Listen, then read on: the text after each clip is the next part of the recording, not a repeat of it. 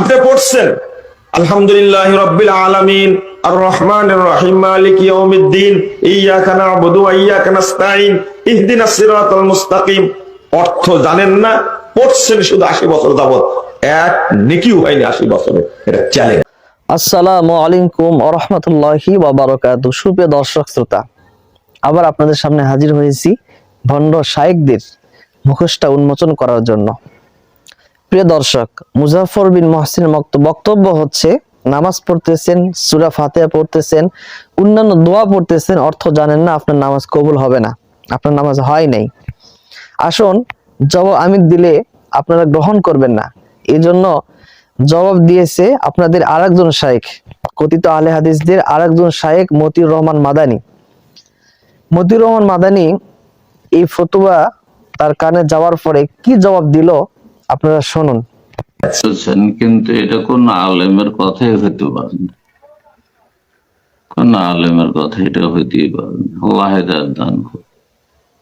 কিন্তু এটা কোন আলেমের কথাই হইতে পারে না, কোন আলেমের কথা এটা হইতেই পারে না। আল্লাহ হেদায়েত দান করুন।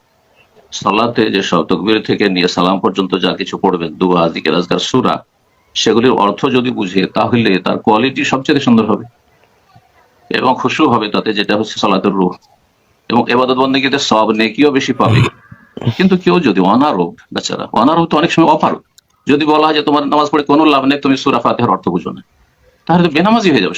এমনিতেই শতকরা 95 জন বেনামাজি, তো সমস্ত বেনামাজি হয়ে যাবে। আল্লাহ হিদায়াত দান করুন, সীমা লঙ্ঘন থেকে আল্লাহ ফিরে আসার তৌফিক দান করুন। ফতোয়ার ক্ষেত্রে বা যে কোনো বিষয়ে আল্লাহ সম্পর্কে, আল্লাহর দিন সম্পর্কে, দিনের মাসলা মাসাইল সম্পর্কে বলতে গিয়ে যদি আবেগ কাজ করে, বিবেক না কাজ করে, দলিলবিহীন কথাবার্তা হয়, তো এটি বড় কাবিরা গুনাহ। আল্লাহ হিদায়াত দান করুন, সংশোধনের তৌফিক দান করুন।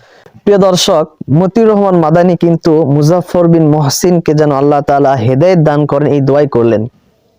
আমরাও দোয়া করি মুজাফফর বিন মুহসিনের মতো অপব্যাখ্যাকারীকে আল্লাহ তাআলা হেদায়েত দান করেন, যে নাকি উলামায়ে হক থেকে সাধারণ মুসলমানদেরকে পৃথক করার চেষ্টা করছে। প্রিয় দর্শক,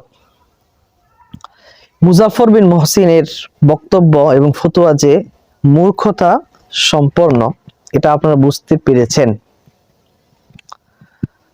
অনারবী মানুষেরা সূরা ফাতিহার অর্থ জানে না, নামাজের মধ্যে যে সমস্ত দোয়া পড়ে অর্থ জানে না, এজন্য যদি তাদের নামাজ না হয় তাহলে তো কেউ নামাজ পড়বে না। মানুষদেরকে বেনামাজি বানানোর জন্য এই সমস্ত ভণ্ডগুলা এই সমস্ত ফতোয়া দিয়ে থাকে। এবং কথিত আহলে হাদিসের শীর্ষস্থানীয় আরেকজন শায়েখ মতিউর রহমান মাদানী এই কথাই কিন্তু বলেছে।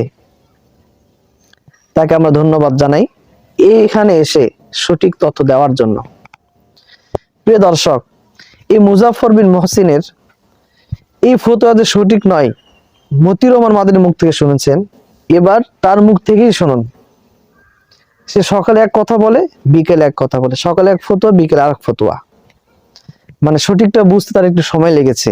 সে নিজেই আবার বলতেছে যে অর্থ না জানলেও, অর্থ না বুঝলেও সওয়াব হবে, নামাজ হয়ে যাবে। তার বক্তব্য শুনুন। কোরআন তেলাওয়াত করছি কিন্তু অর্থ বুঝি না, তাহলে কি নেকি হবে কিনা?